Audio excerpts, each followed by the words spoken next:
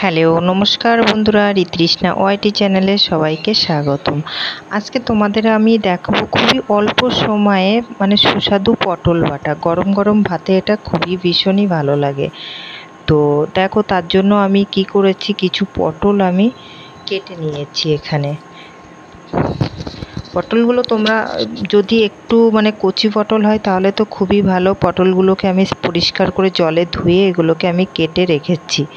এবার এগুলোকে কি করব, একটা মিক্সির জারেতে আমি পিষবো। তার জন্য কি কি নিয়েছি দেখো, কাঁচা লঙ্কা নিয়েছি, টমাটো নিয়েছি, লবণ নিয়েছি, রসুন নিয়েছি, হলুদ নিয়েছি, শুকনো লঙ্কা, কালো জিরে, লবণ।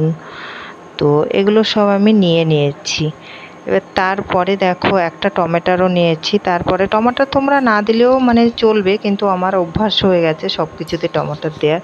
তো মিক্সির জারের ভিতরে দেখো আমি পটলগুলো এবার সব ঢেলে নেব, একে একে পটলগুলো সব ঢেলে নেব আমি নিয়ে এর ভেতরে আমি রসুনটা দিয়ে দেব, আর দেব এর ভিতরে কাঁচা লঙ্কা।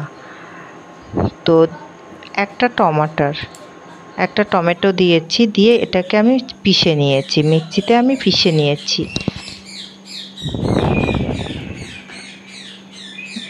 এটা গরম গরম ভাতের জন্য খুবই ভালো লাগবে খেতে।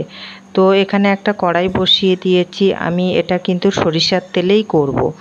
আর তেলটা তোমরা একটু বেশি দেবে, তেলটা একটু বেশি দিলে এই জিনিসটা একটু ভালো খেতে হয়। তো আমি তেল দিয়ে দিয়েছি কড়াইতে, দুটো শুকনো লঙ্কা দিয়েছি, কালো জিরে দিয়েছি। কালো জিরে আর শুকনো লঙ্কাটা আমার ফ্রাই হয়ে গেছে। এবার আমি এই পটল বাটাটাকে আমি ঢেলে দেব।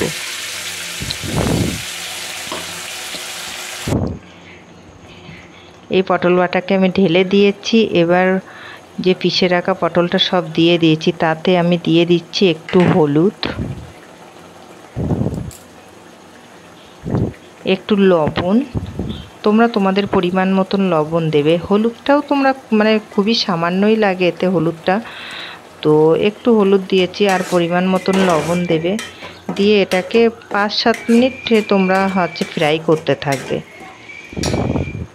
একটু তেলের পরিমাণটা একটু বেশি দেবে। আর লাস্টে কি করবে, এটা নামানোর 2-3 মিনিট আগে একটু চিনি দিয়ে দেবে।